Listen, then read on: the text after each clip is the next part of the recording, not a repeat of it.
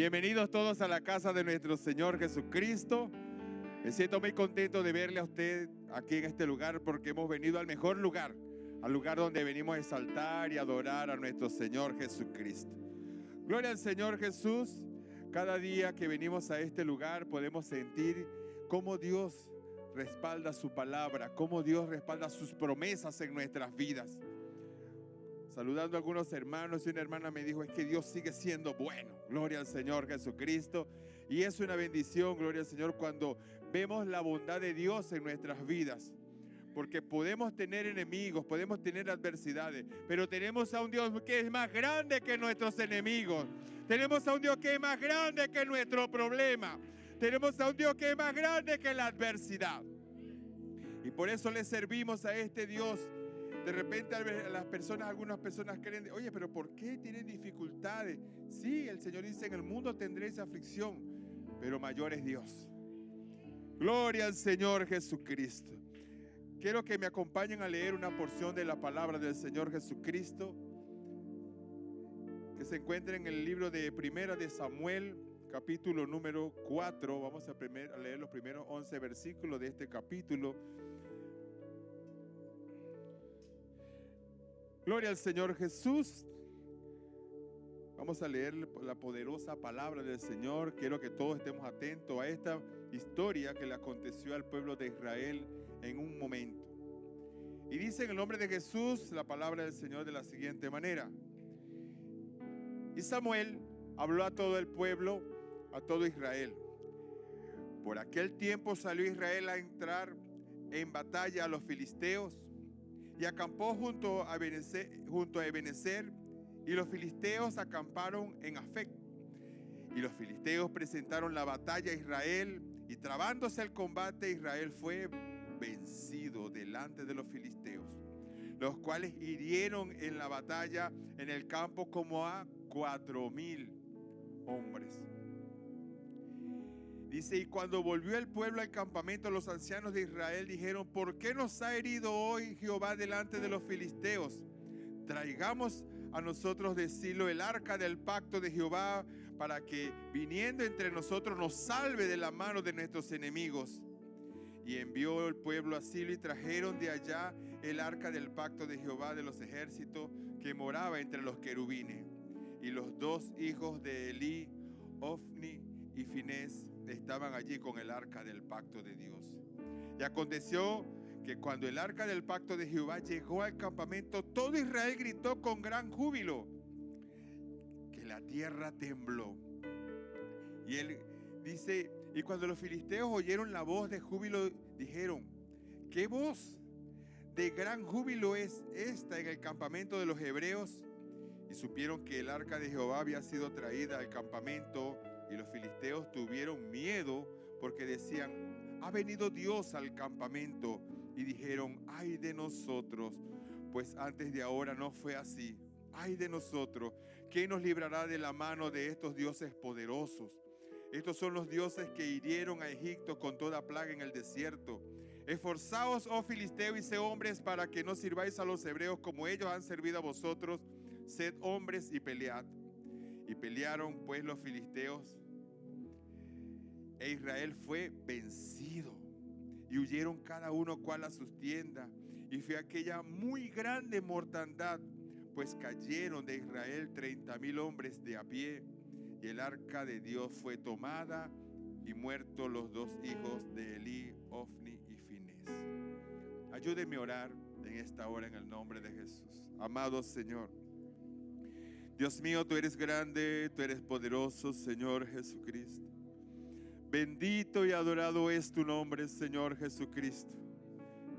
He aquí tus siervos, Señor, delante de tu presencia, Señor, para ser instrumentos, Señor, para ti, Señor. Usa, Señor, mis labios, úngelos con tu Espíritu Santo, para que sea usted, Señor, hablando a nuestras vidas. Enséñanos tu palabra, que tu palabra corra y sea glorificada en este lugar, y que sea, Señor, prosperada para lo cual las has enviado, Señor Jesús. Habla nuestras vidas en el nombre de Jesús. Amén y amén. Gloria a nuestro Dios. Tengan la amabilidad de tomar sus asientos. Y usted se podrá analizar esta historia Y nos podemos preguntar, ¿qué pasó allí? ¿Qué sucedió? Resulta que en este momento Israel está pasando por un momento muy difícil espiritualmente. Siempre en el pueblo de Israel Dios ha estado encomendando personas para que estén allí al frente, liderando o tal vez sirviendo al sacerdocio o siendo jueces o algunos reyes. Pero resulta que cuando uno de ellos hacía lo incorrecto delante de Dios, venía el enojo de parte de Dios. Y lo que ya algunos ya saben la historia, estos hijos, Ofni y Finés, estaban haciendo todo mal. Estaban haciendo mal y lo peor era que su papá no les estorbaba por lo que estaban haciendo. Entonces todo esto provocó la ira de Dios contra el pueblo. Y aconteció esto que estamos leyendo acá. Hay algo muy curioso, que cuando salieron la primera vez a la batalla, los filisteos lo hirieron y cayeron 4,000. Entonces cuando ellos dijeron, bueno, vamos a traer entonces el arca. A veces nosotros queremos usar las cosas de Dios como un amuleto. A veces decimos, no, entonces ahora sí voy a leer la Biblia. O ahora sí voy a ir a la iglesia. O ahora sí voy a orar. O ahora sí voy a ayunar. O ahora sí voy a buscar de Dios. A veces nos acordamos de Dios es cuando estamos en los momentos difíciles, cuando el enemigo se levanta. Donde Dios quiere que nosotros, así como decía nuestro hermano cuando dice el salmo que pronunció, dice, entrad por sus puertas con acción de gracia. No dice cuando estés alegre, cuando estés triste, cuando tengas pruebas, no, siempre. Está siempre gozoso. Tiene que haber una continuidad en nuestras vidas. Pero resulta que aquí estaba aconteciendo algo que provocó la ira de Dios. Incluso aún cuando traen el arca del pacto, que incluso para los filisteos dijeron, y ahí lo leímos en la narración, los filisteos estaban muy asustados, porque sabían lo que podía acontecer, aunque ellos estaban diciendo, no, porque es que esos dioses que los sacaron de Egipto con plaga, en ese tiempo, cuando Israel salió de Egipto, no estaba el arca. El arca la hicieron fue en el desierto. Pero sin embargo era el símbolo que ellos veían de que allí estaba como que representado Dios. Entonces ya el pueblo de Israel ocupó el arca de Dios como un ídolo. Y eso ahí estuvo un error. Entonces creo que la ira de Dios se aumentó sobre el pueblo y no solamente fueron los primeros 4,000, sino que luego fueron 30,000. Los filisteos a lo largo de la historia siempre ha tenido un énfasis sobre el pueblo de Israel. Y se ha convertido como ese enemigo. Es tanto así que si usted más o menos vemos geográficamente dónde estaban instalados los filisteos, y los filisteos es aproximadamente lo que hoy conocemos como la Franja de Gaza. Entonces imagínense cómo ha trascendido y que hasta el día de hoy son enemigos del pueblo de Israel.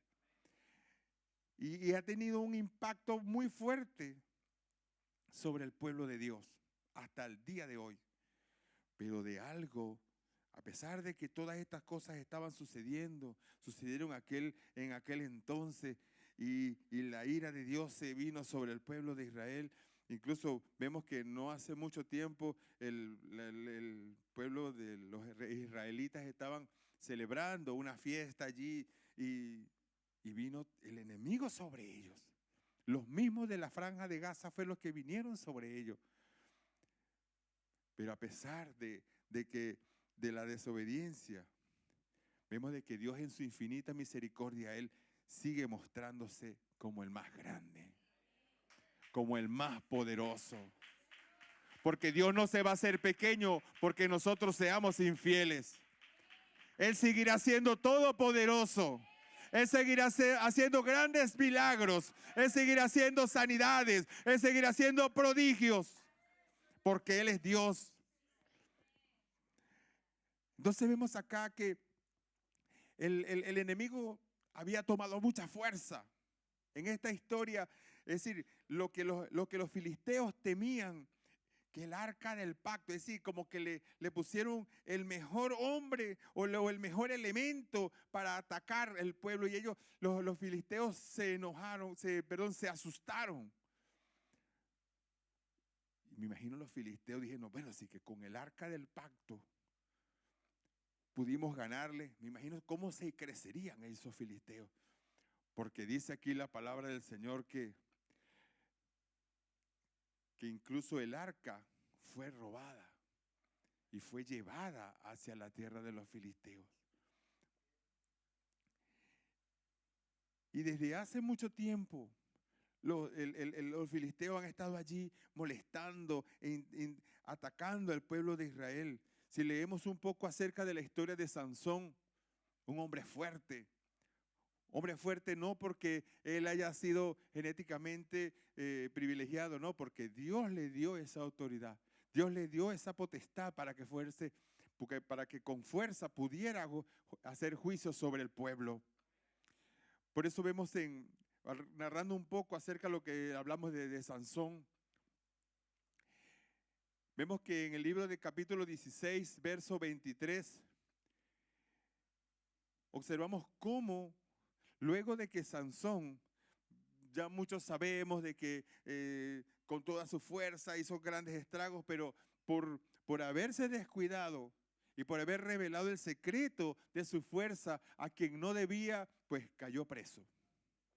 Le sacaron los ojos y fue terrible. Entonces, aquí los filisteos también en esta historia se sentían bastante con buena actitud y positivos, porque mire, si el más fuerte que tenía, aquel que con una quijada mató una cantidad de hombres y todo lo que él se proponía hacer con su fuerza lo lograba.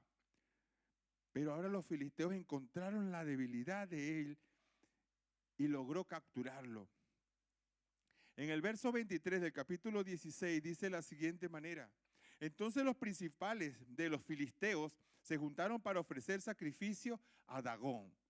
Ahí ya empezamos a escuchar que ya hay un dios que está apareciendo allí en la escena. Y dice, Dagón su dios, para alegrarse. Y dijeron, nuestro Dios, imagínense lo que los filisteos estaban pensando.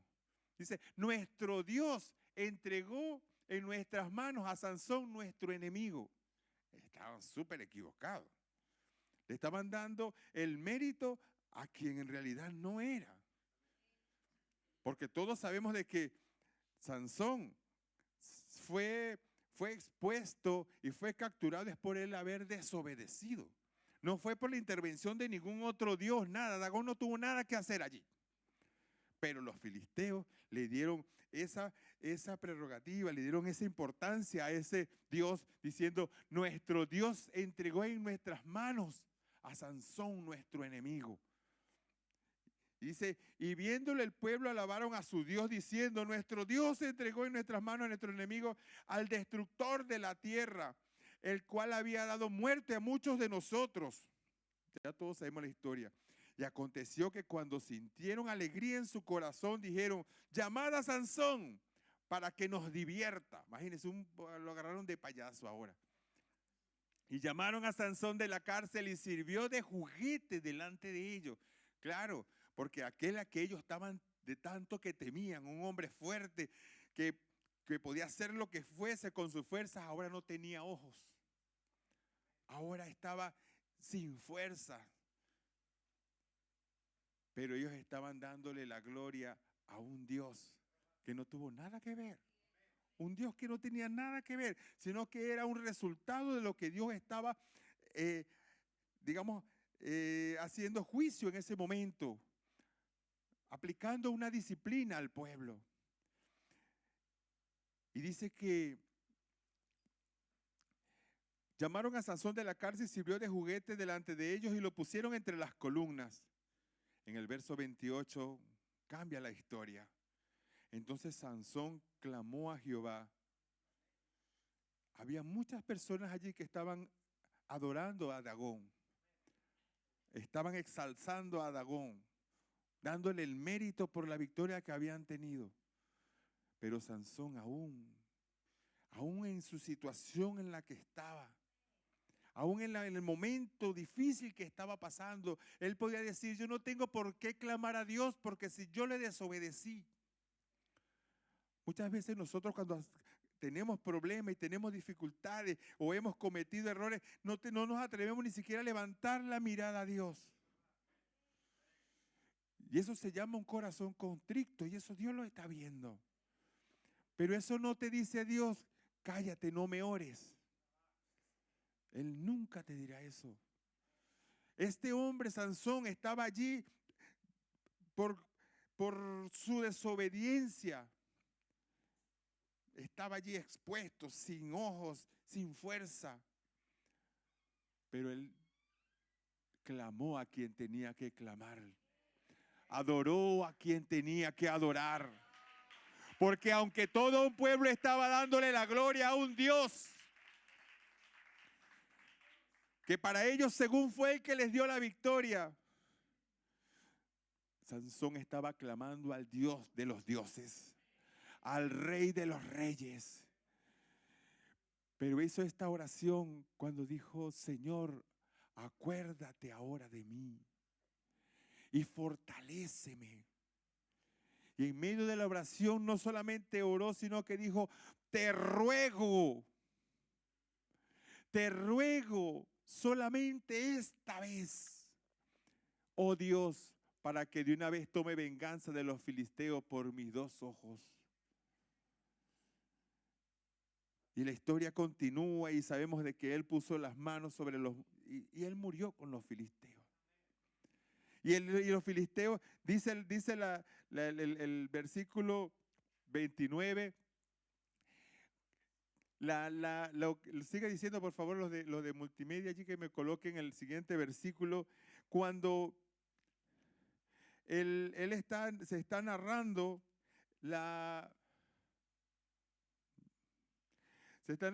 lo que narra la historia sobre este acontecimiento, que luego de que él pone allí sus brazos sobre esas torres. Ya, bien. Y asió luego Sansón las dos columnas de en medio sobre la que descansaba la casa y echó todo su peso sobre ella, su mano derecha sobre una y su mano izquierda sobre otra. Y sigue diciendo, y la casa estaba en el 27, perdón. Y dijo Sansón, muera yo con los filisteos. Entonces se inclinó con toda su fuerza y cayó la casa sobre los principales, sobre todo el pueblo que estaba en ella. Pero ahora a mí lo que llama la atención es lo que sigue diciendo aquí. Y los que mató al morir fueron mucho más de lo que había matado en toda su vida. Y todos sabemos de que en la historia de Sansón él hizo mató a muchas personas, pero en ese momento Dios se hizo grande. En ese momento Dios demostró que sí puede oír una oración. Dios puede demostrar su grandeza en medio de ese momento tan difícil. Ese momento cuando él tal vez hubiese podido decir, bueno, Dios, respóndeme. Y si no me responde, tienes toda la razón en no responderme. Pero sin embargo, él rogó. Y esto le dio la victoria. Y pudo aún seguir haciendo su trabajo que Dios le había dicho, que era ser juez sobre el pueblo y defender al pueblo de Israel. Tenemos a un Dios todopoderoso, hermano. Un Dios grande, un Dios glorioso. Sabemos que en el mundo y en muchos lugares hay deidades. En este momento se nombra este Dios Dagón, que diciendo un poco ahí dice es una falsa deidad que los filisteos y los asirios adoraban en toda Mesopotamia. Según era el padre de Baal, un dios de la fertilidad. Su nombre suena como pez, según algunos eruditos. Sin embargo, lo más probable es que se deriva de la palabra grano y la gente adoraba a Dagón y creía que él era el responsable de la riqueza y la prosperidad agrícola. Entonces le estaban dando unos méritos a este Dios que no le corresponden. mucha gente en la calle, incluso a veces hasta nosotros, como que pisamos esos terrenos a darle los méritos a quien no corresponde. Usted y yo estamos aquí por la misericordia de Dios. Usted tiene su familia en el Señor por la misericordia de Dios. Usted puede ser muy inteligente, pero por la misericordia de Dios es que nosotros podemos tener un buen trabajo. Por la misericordia de Dios es que nosotros podemos ser lo que somos el día de hoy. Por su amor, por lo que Él ha sido. No le demos gloria a más nadie, sino le demos la gloria a Dios por todo lo que Él nos ha dado. Porque Él es el más grande. El enemigo ha querido levantarse y Él le gusta que le den méritos que no corresponden. Cuando estaba allá en el desierto tentando al Señor, le dijo, todo esto te daré. Y yo, bueno, ¿qué es tuyo, pues? Es decir, estaba dando algo que no era ni de Él. Todo esto te daré si postrado, pero es que si eso no es tuyo. Él nos hace ver de que Él es el que tiene todas las herramientas. Él nos hace ver de que Él tiene todas las habilidades. Pero el que tiene todo el poder se llama Jesús. Y a Él estamos adorando en este lugar.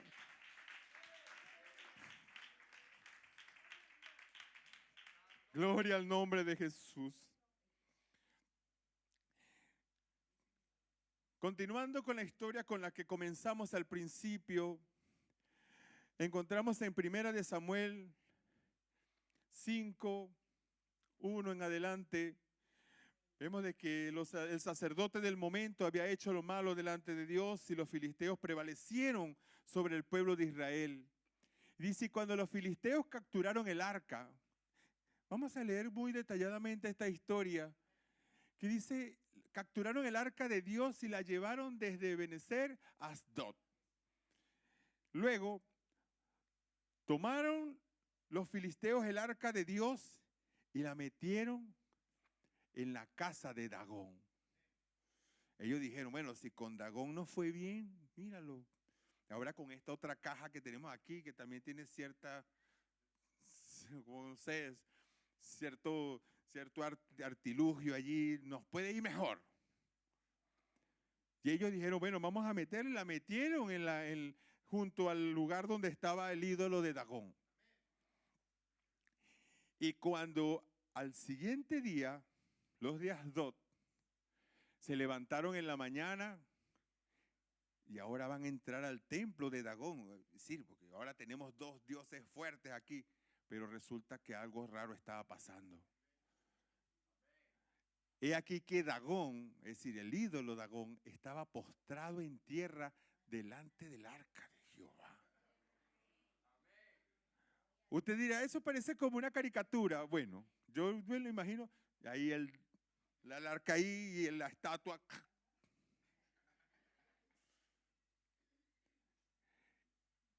Y dice, postrado en tierra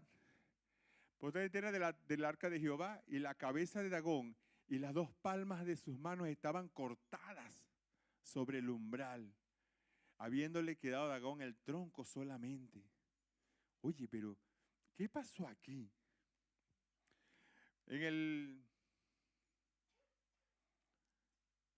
Parece que me tiraron un versículo más adelante. En el 3, sí, parece que lo que le iba a comentar es de que tomaron a Dagón y lo volvieron a su lugar. Y luego en la mañana lo volvieron a levantar en la mañana y al siguiente día aquí que Dagón estaba postrado de nuevo otra vez.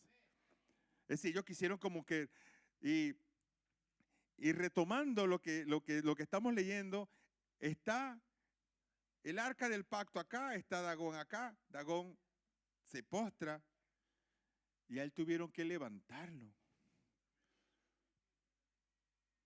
Y a mí me llamó mucho la atención de que tuvieron que moverlo. Nosotros tenemos a un Dios que nos fortalece. Tenemos a un Dios que nos conduce, que nos coloca en el lugar indicado, que nos levanta, que nos da fuerza para seguir. A este Dios sus súbditos tuvieron que levantarlo. Y al día siguiente cuando volvieron otra vez, no solamente estaba postrado, sino sin cabeza, sin mano. Entonces ahí la cosa empezó como a cambiar de color. Cuando Dice que cuando vieron esto, ellos se atemorizaron grandemente. Y lo más tremendo es que luego continúa la historia de que empezó como que la ira de Dios a caer sobre ese pueblo. Y empezó a salirle una cantidad de tumores. Y empezaron a salirle, y ellos se asustaron. No, aquí estamos haciendo algo mal. Y dijeron, no, saquen esa arca de aquí. Hicieron una cantidad de cosas. Entonces podemos observar cómo Dios, aunque por causa de la desobediencia del pueblo sucedieron esas cosas, pierde 2 veces una batalla en un mismo momento. El arca es llevada a otro lugar, pero el poderío de Dios sigue intacto. Aunque otros hayan querido meterlo en un lugar donde era un sacrilegio meter el arca, un lugar inmundo, digámoslo así, meter el arca del pacto. Sin embargo, ahí Dios, Él mismo se autodefendió. Porque tenemos un Dios que no tenemos que estarlo cargando, Él nos lleva. Tenemos que un Dios que es tan poderoso que Él nos guarda, no hay que estarlo protegiendo porque Él es nuestro guardador. No hay que estarlo salvando porque Él es nuestro Salvador. Bendito sea el nombre de Jesús. Durante casi 200 años los filisteos hostigaron y oprimieron a los israelitas. Y a menudo invadieron territorio de Israel. Y los hijos de Israel simplemente no pudieron hacer frente al enorme poder militar de los filisteos. Y esto solo llegó a fin cuando Samuel y posteriormente David, a través de la guía de Dios, fueron capaces de derrotar a los filisteos. Y aquí tenemos que nombrar y a recordarnos esa historia cuando David aparece como un pastor de ovejas que en su figura insignificante no causaba ningún miedo. David en su aspecto no causaba ninguna impresión de gran guerrero. Y los filisteos bien parados, con sus mejores armas, con su mejor ejército y hasta con su mejor hombre. Una persona como de 3 metros de altura. Aquí hay un hermano que tiene 2 metros y ya uno ya lo ve así, ya uno lo respeta por la altura. Ahora este hombre Goliat tenía 1 metro más. Intimidante, preparado en la batalla. Mostraba bastante terror. Pero aparece David. Un muchacho, digámoslo así, que no tenía su confianza puesta en sus fuerzas, sino que él sabía de que en él había algo más poderoso. Porque no es fácil, es decir, hay que ponerse en la situación porque aquel gigante decía, el que me venciere, tráigame un hombre y el que salga vencedor, ese va a ser el que va a esclavizar al otro. ¿Y quién se iba a medir con esa persona? ¿Quién se iba a medir con semejante gigante? Entonces David empieza como que a merodear entre el ejército y a preguntar. Es más, yo no sé dónde tenía la cabeza puesta David, porque él no estaba preguntando de qué tamaño es el gigante. Ustedes escuchan a David preguntando de qué tamaño era el gigante. Mira, ¿cuántos años de entrenamiento militar tiene ese gigante? No. Él estaba buscando cuál es la recompensa. Él estaba tan seguro que dijo, ¿cuál es la recompensa? Porque él sabía que él no iba a perder. Porque con él está el poderoso gigante, el más grande de todos. Ahí estaba David, preguntando, ¿qué le van a dar al que venciere? Todos los demás estaban asustados. Los hermanos, ¿y a qué viniste tú? Ay, ya vino, está dando problema acá. Pero él seguía.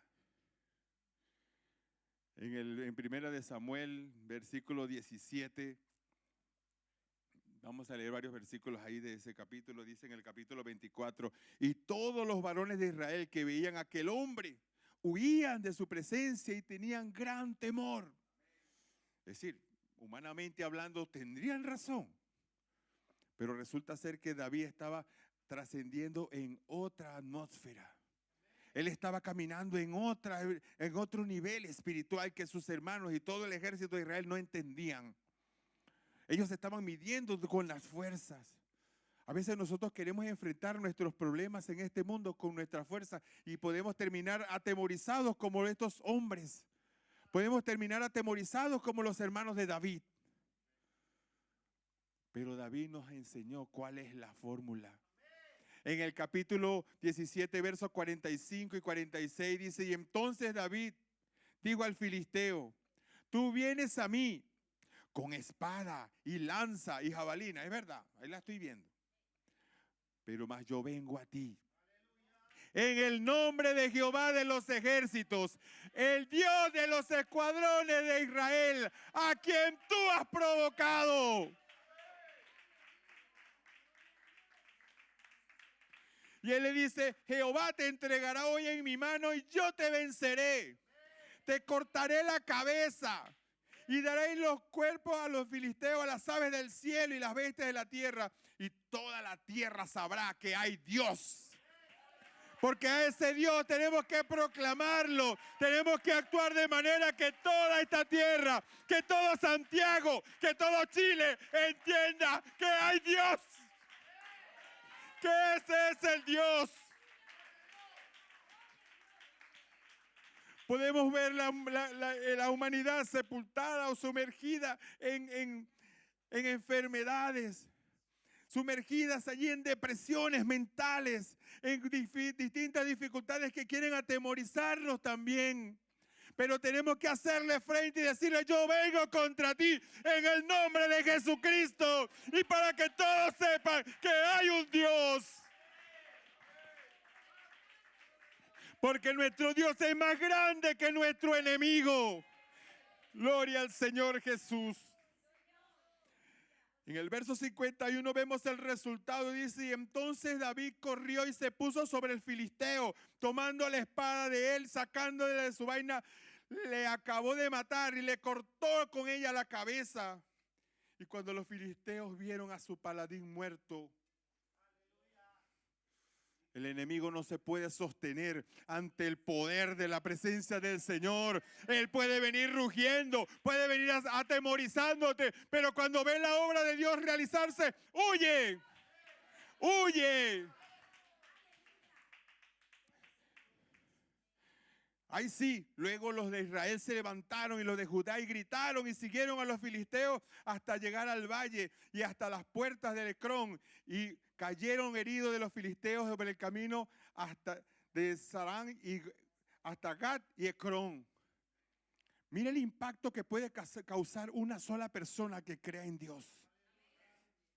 Todo el pueblo, el que estaba atemorizado, el que no era capaz de bajar al valle por temor al paladín, pero cuando uno solo, el que de repente no tenía las mejores condiciones guerreras del momento, pero estaba aferrado y creyendo de que su Dios era más fuerte que su enemigo, cambió inmediatamente la mentalidad de todos aquellos que estaban atemorizados y empezaron y se abalanzaron contra sus enemigos para derrotarlos. No les llegó unas nuevas armas, no le llegaron unos nuevos implementos de guerra. Le vino fue fe para poder vencer al enemigo. Le vino fue en la actitud distinta de enfrentar las adversidades. A veces nosotros creemos que para poder vencer tenemos que tener otras herramientas. No, tu herramienta es la fe en la mano de Dios. La fe en las promesas de nuestro Dios, porque nuestro Dios es más grande que el enemigo. La honra y gloria sean para nuestro Dios.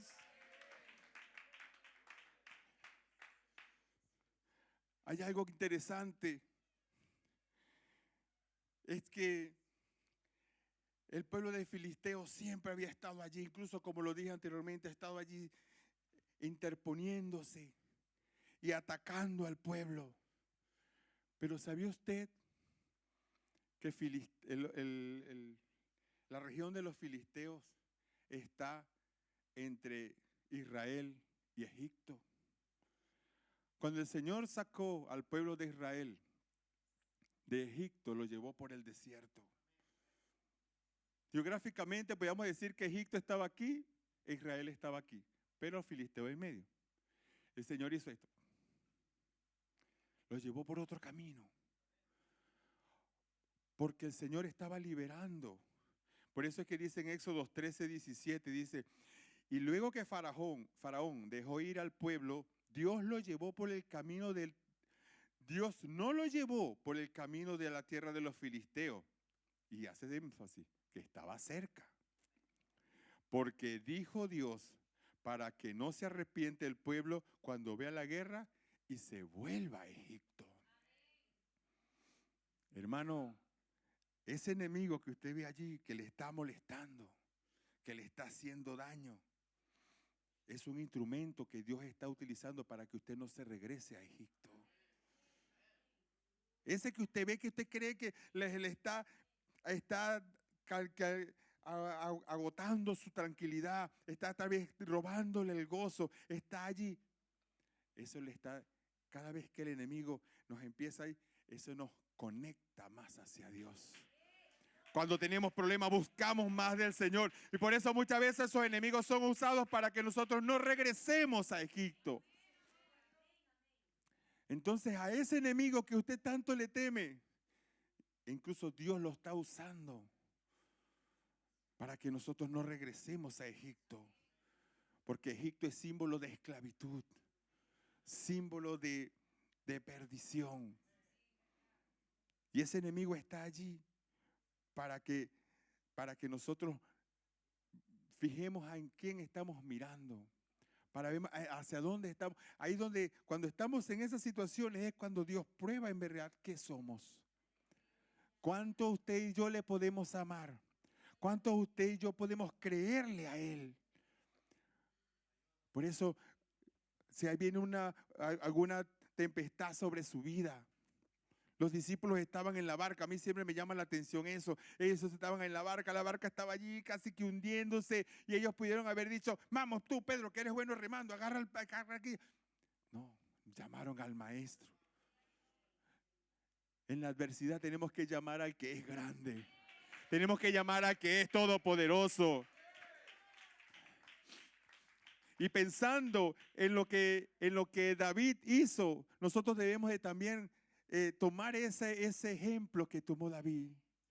Cuando estemos en problemas, siempre somos expertos en narrar con lujo y detalle todas las cosas que nos impactan sobre nuestras vidas. Empezamos a detallar todas las características de ese enemigo que está tal vez carcomiendo un hogar, está carcomiendo un matrimonio, está acechando contra un cuerpo por enfermedad, está carcomiendo las finanzas de una vida. Y empezamos a decir, no, porque es que tengo esto aquí, tengo esto allá. David nunca vio las características del gigante. Nunca mencionó las características del gigante. Por eso, hermanos, cuando usted y yo estemos en problemas, es verdad, el problema tiene su tamaño. El problema tiene sus impactos sobre nuestras vidas. Pero lo que nosotros tenemos que empezar a analizar, ¿cuán grande es nuestro Dios? ¿Cuán grande es nuestro Señor? ¿Cuál es la promesa que vamos a tomar en ese momento para hacer frente a esa adversidad? ¿Te sientes cansado? El Señor dice, venid a mí todos los trabajados y cargados, y yo os haré descansar. ¿Te sientes que hay una enfermedad que está tocando tu vida? Tenemos aquel que dice que Él murió y Él se fue sacrificado por nuestras enfermedades. Fue castigado por nuestros dolores, por nuestros quebrantos. Y te sabes, a veces nos podemos sentir hasta que estamos muriendo. Y la Escritura nos dice que el que cree en mí, aunque esté muerto, vivirá. Hay palabras de las cuales nosotros tenemos que apoderarnos para enfrentar a nuestro enemigo. Por eso cuando David vio a ese gigante, sí, tú tienes todas esas herramientas allí, pero yo vengo contra ti en nombre de Jehová de los ejércitos, a quien tú has provocado. Acuérdense que cuando a veces tenemos dificultades y quieran como que quitarnos el gozo, dígale, diablo mentiroso, el Señor ha cambiado mi lamento en baile, ha cambiado mi llanto en alegría. Pero creámoslo, no dejemos de que la tristeza invada nuestra vida, sino que decirlo. El Señor dice que debemos estar siempre gozosos, porque Él ha cambiado nuestro lamento en baile. Debemos de decirle, así como le dijo este hombre al paladín: tú vienes, sí, es verdad, tú tienes todas esas cualidades, pero yo vengo contra ti. Y le proferimos la palabra al enemigo. Hermano, proyecte esa palabra al enemigo. Él está allí haciéndote ruido, haciéndote bulla cada vez que te levantas. Mira la deuda que tiene, mira el problema que tiene, mira a tu hijo que no te quiere hacer caso, mira los problemas que tiene con el vecino en el trabajo, mira ese jefe. Él se va a levantar todos los días a atormentarte, pero tú todos los días te vas a levantar. Tengo un Dios que es muy grande, tengo un Dios que es maravilloso, tengo un Dios que todo lo puede, tengo un Dios que me ama, un Dios que no me va a dejar avergonzado. Eso fue lo que dijo David. Yo vengo contra ti con un Dios que no me va a dejar avergonzado, aunque sea pequeño. Un Dios que no me va a dejar avergonzado, aunque yo no sé nada de digamos, habilidades militares. Él sabía de que tenía un Dios que iba a superar todas esas dificultades. Por eso usted y yo en este momento tenemos que tener bien claro a quién servimos. Las adversidades vienen, sí, es verdad. Quiero que nos coloquemos de pie, hermanos, y leamos este salmo. Yo sé que muchos lo hemos leído, pero vamos a hacer que este salmo se haga vivo en esta hora en nuestras vidas. Salmo 27, para la gloria del Señor Jesús.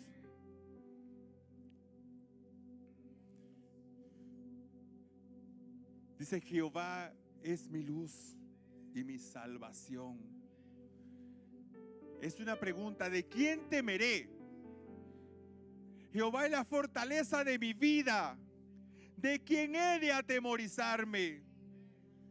Dice: cuando se juntaron contra mí los malignos, mis angustiadores y mis enemigos, no para cualquier cosa, sino para comer mis carnes. Aleluya. Ellos tropezaron y cayeron. Aunque un ejército acampe contra mí, no temerá mi corazón. Aunque contra mí se levante guerra, yo estaré confiado. Hermano, usted dirá: pero qué difícil esto. Pero usted proclámelo, declárelo. Aunque contra mí se levante guerra, yo estaré confiado.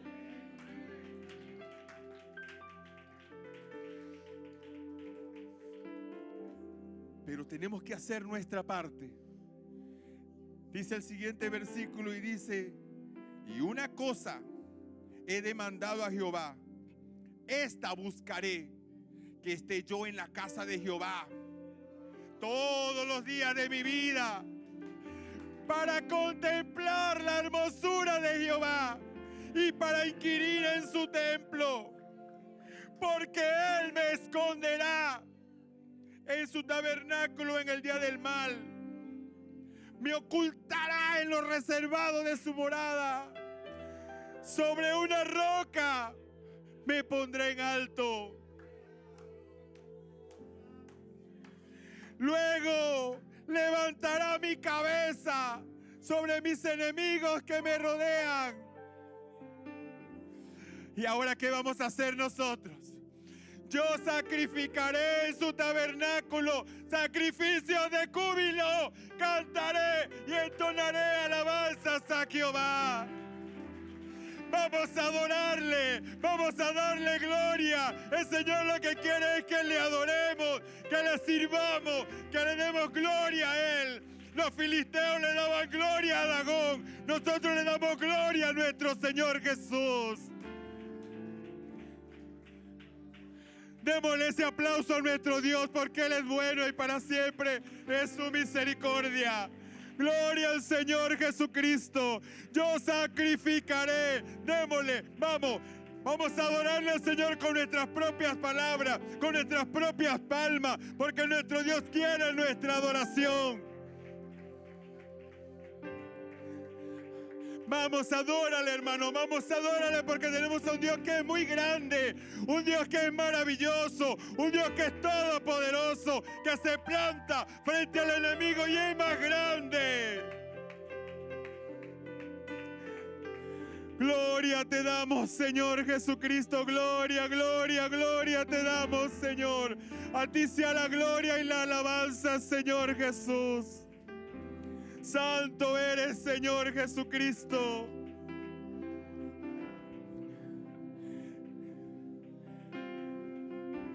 El Señor se merece nuestra adoración, hermano. Se merece nuestra alabanza. Oh, aleluya, aleluya.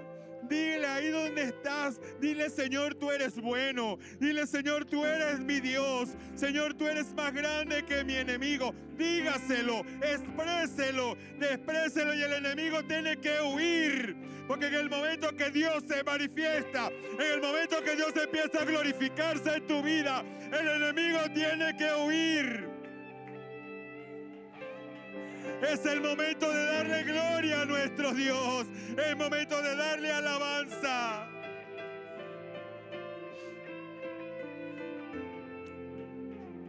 Gloria, gloria, gloria, gloria al nombre de Jesús.